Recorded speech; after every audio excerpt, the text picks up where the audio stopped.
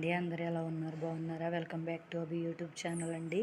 ఈరోజు వచ్చేసి మన ఛానల్లో ఏంటంటే చికెన్ పచ్చడి చేస్తున్నాను. అది ఎలా చేస్తున్నాను ఏంటి ఇప్పుడు మీకు చూపిస్తాను. 1 kg చికెన్ అండి. ఈ చికెన్ శుభ్రంగా కడిగేసుకుని నీట్గా పెట్టుకున్నాను. ఇప్పుడు ఇది మనం ఇందులో వేసుకొని కొంచెం పసుపు, కొంచెం ఉప్పు, కొంచెం నూనె కలుపుకొని ఇది కలిపేసుకుని మనం పొయ్యి మీద పెట్టుకోవాలన్నమాట.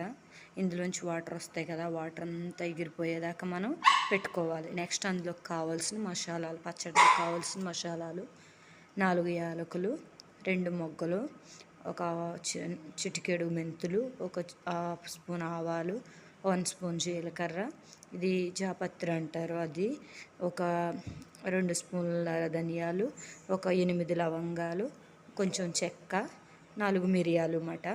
ఇవి మసాలా పొడానికండి. నెక్స్ట్ వచ్చి ఒక 5 నిమ్మకాయలు తీసుకున్నాను. అయితే నేను ఒక 6 నిమ్మకాయలు వేద్దాం అనుకుంటున్నాను, ఎందుకంటే ఇది బోన్స్తో తీసుకున్నాను నేను. మీరు బోన్లెస్ కూడా తీసుకోవచ్చు, అయితే నేను బోన్స్తోనే తీసుకున్నాను. చిన్నపిల్లలు ఉన్న వాళ్ళు బోన్స్ లేకుండా తీసుకోవడం మంచిది. మా ఇంట్లో పిల్లలు పెద్దోళ్ళే కాబట్టి ప్రాబ్లం లేదు, అందుకే నేను బోన్స్తోనే తీసుకున్నాను అనమాట. నెక్స్ట్ ఇంకోటి ఏంటంటే ఆయిల్ కూడా నేను నార్మల్గా మేము ఇంట్లోనే వాడుకుంటామండి. తౌడు ఆయిల్ అని ఉంటుంది అన్నమాట, అది తీసుకున్నాం అన్నమాట. గానుగు దగ్గర అక్కడ దొరుకుతుంది, ఆ ఆయిలే వాడతాం మేము, అది తీసుకున్నాం అన్నమాట. ఈ ఆయిల్ కొంచెం పసుపు, ఉప్పు వేసి చికెన్ ఇందులో వేసి కలిపేసి శుభ్రంగా ఇది పొయ్యి మీద పెడితే వాటర్ అంతా ఎగిరిపోతుంది అన్నమాట. మధ్య మధ్యలో మనం చూసుకుంటూ ఉండాలి. ఇలాగా ఏదంటే నార్మల్గా తినేయడానికి అన్నమాట. అదే మనం ఒక 6 నెలలు, 1 సంవత్సరం ఉండాలనుకున్న వాళ్ళు ఏంటంటే పల్లీల నూనె కానీ, నువ్వుల నూనె కానీ వాడితే ఎక్కువ రోజులు నిల్వ ఉంటుంది పచ్చడి. ఇది కూడా మ్యాక్సిమం ఒక 1 మంత్ అలా ఉండొచ్చండి, అంతకు మించి. చికెన్ పచ్చడి అంట్లోకి తెలుసు కదా, అందరూ తినేస్తారు, అందుకే నేను నార్మల్ ఆయిల్తోనే చేసేస్తున్నాను అనమాట. ఓకేనండి. ఇప్పుడు ఈ చికెన్ ఇందులో వేసుకొని మనం పసుపు, ఉప్పు అవి వేసి కలిపేసుకుందాం. చూడండి, నేను ఆయిల్ 1 స్పూన్ ఆయిల్ వేసుకున్నాను, ఒక హాఫ్ స్పూన్ పసుపు, హాఫ్ స్పూన్ సాల్ట్ వేసుకుని కలిపేసి పెట్టుకున్నాను అనమాట. ఇది పొయ్యి మీద పెట్టేసుకొని మనం ఇంకో బాండీ పెట్టుకుని ఇవన్నీ కూడా లైట్గా గోల్డెన్ కలర్ వచ్చే వరకు వీటిని మనం ఫ్రై చేసుకోవాలి. ఓకేనండి. నేను మళ్ళీ చెప్తున్నాను, ఎక్కువ నిల్వ ఉండాలనుకునే వాళ్ళు మంచి ఆయిల్ తీసుకోండి. అప్పుడు నిమ్మరసం కూడా కొంచెం ఎండలో పెట్టి కలుపుకుంటే మనకి ఎక్కువ రోజులు నిల్వ ఉంటుంది అన్నమాట. నేను నార్మల్గా తినేయడానికి కాబట్టి నార్మల్గానే చేసేస్తున్నాను. ఇలా కలిపి పెట్టేసుకుని ఇప్పుడు ఇది పొయ్యి మీద పెట్టేసుకుందాం. ఓ పక్కనేమో ఇవి కూడా వేపేసుకుందాం. ఇదిగోండి, ఇంకో పక్కన ఒక బాండీ పెట్టేశాను. ఏంటంటే ఈ మసాలా సరుకులన్నీ మనం మూర్తిగానే ఫ్రై చేసుకోవాలన్నమాట. ఇంకో పక్కనేమో చికెన్ పెట్టేశాను. ఇది కూడా లో ఫ్లేమ్లోనే మనం చేసుకోవాలన్నమాట. దగ్గర ఉంటే కొంచెం అటు ఇటు మార్చుకుంటూ చేసుకోవచ్చు, లో ఫ్లేమ్లోనే పెట్టుకోవాలి. ఇప్పుడు మనం ఒక్కొక్కటి కొంచెం కొంచెం వేపుకొని పక్కన పెట్టుకోవాలి. ఒక్కొక్కటి కొంచెం దోరగా వేగాలన్నమాట. మసాలా పొడి చేసుకోవాలి. నెక్స్ట్ నేను కారం వచ్చేసి ఏంటంటే ఇదిగోండి, ఆశీర్వాద్ కారం ప్యాకెట్ తీసుకొచ్చాను అనమాట. నార్మల్గానే కలుపుతున్నాం కదా అని. మనం ఎక్కువ రోజులు నిల్వ ఉండాలనుకుంటే మంచి కారం, మంచి నూనె కూడా వేసుకోవాలన్నమాట. మంచిది కాస్ట్లీ తెచ్చుకుని వేసుకుంటే ఎక్కువ రోజులు నిల్వ ఉంటుంది. మనం ఎవరికన్నా పెట్టి ఇవ్వాలనుకున్నా కూడా మంచిది వేసుకోవాలి. నేను నార్మల్గా ఇంట్లో తినేయడానికి కాబట్టి బోన్స్తోనే చికెన్ తీసుకున్నాను అనమాట. ఓకేనండి. 2 ఫ్రై అయిపోయాక మసాలా పొడిని పట్టేసి చూపిస్తాను. చూడండి, ఇవి వేగిపోయినాయి అన్నమాట. చల్లారి పెడుతున్నాను.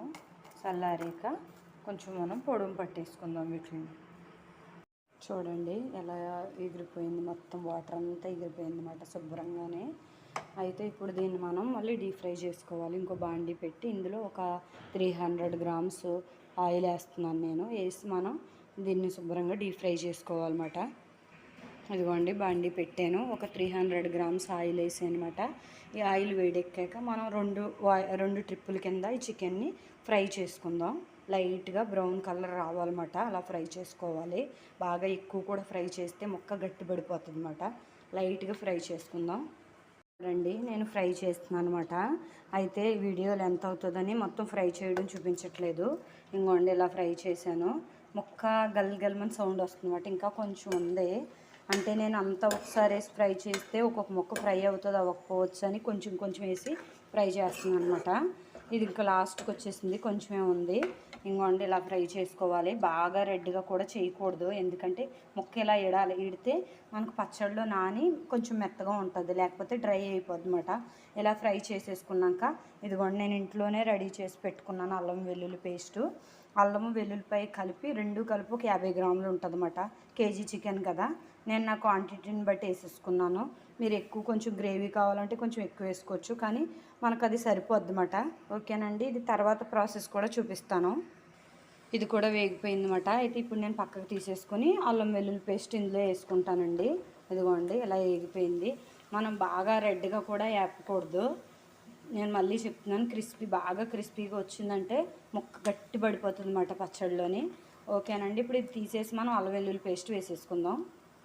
అల్లం వెల్లుల్లి పేస్టు పచ్చివాసన పోయే వరకు వేపుకోవాలి. ఇదిగోండి స్పూను, ఈ స్పూన్తో 2 స్పూన్లు వచ్చిందన్నమాట అల్లం వెల్లుల్లి పేస్టు.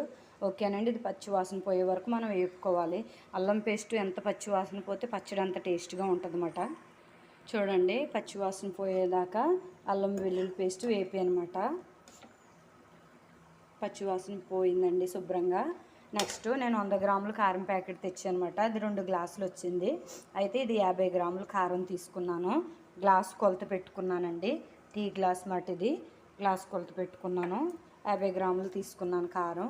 ఇప్పుడు ఇది వేగింది కదా, మనం ఈ చికెను ఇందులో వేసేసుకుందాము. చికెన్ నేను 1 చేతితోనే పట్టుకుని మరీ చేస్తున్నాను కాబట్టి వీడియో. చికెన్ ఇందులో వేసేసుకుని బాగా కలిపేసుకుందామండి. ముక్కకు అల్లం వెల్లుల్లి పేస్ట్ మంచిగా పట్టాలన్నమాట. బాగా కలిపేసుకుని నీట్గా కలిపేసుకుందాం శుభ్రంగానే. బాగా కలిపేసుకున్నాక ఇప్పుడు గ్యాస్ ఆఫ్ చేసేసుకుని మనం కారం వేసుకుందాం. ఇదిగోండి కారం వేసేసాను. కారం, నెక్స్ట్ సాల్ట్, మన రుచికి తగినంత సాల్ట్. అంటే నేనేం చేస్తానంటే ఒక గ్లాస్ కారం వేసాను కాబట్టి గ్లాసుకి కొంచెం తక్కువలో సాల్ట్ వేస్తాను. కావాలితే మనం మళ్ళీ వేసుకోవచ్చు, కానీ ముందే వేసేస్తే ఉప్పు కసం అయిపోతుంది అన్నమాట. ఇదిగోండి 1/2 గ్లాస్ తీసుకున్నాను.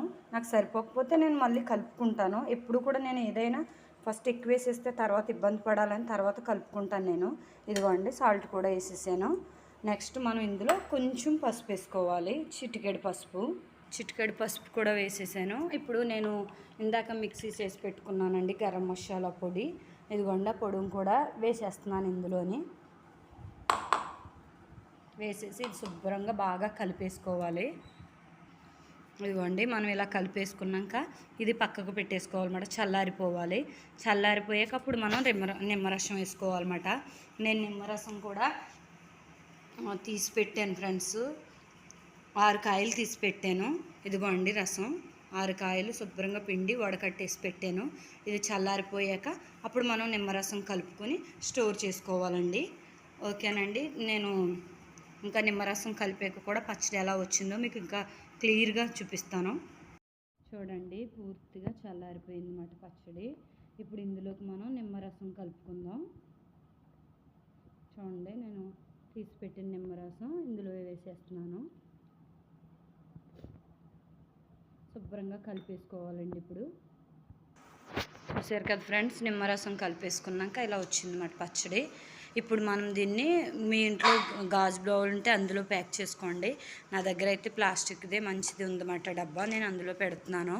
3 రోజుల తర్వాత మళ్ళీ ఓపెన్ చేసి చూడాలి ఎలా ఉంటుందో. ఓకేనా అండి, మన ఛానల్లో యూట్యూబ్ ఛానల్లో ఫస్ట్ టైం నేను చికెన్ పచ్చడి చేశాను అనమాట.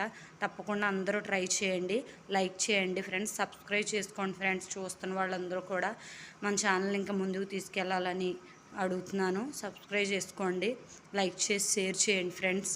ఓకేనండి, నెక్స్ట్ వీడియో కోసం వెయిట్ చేయండి.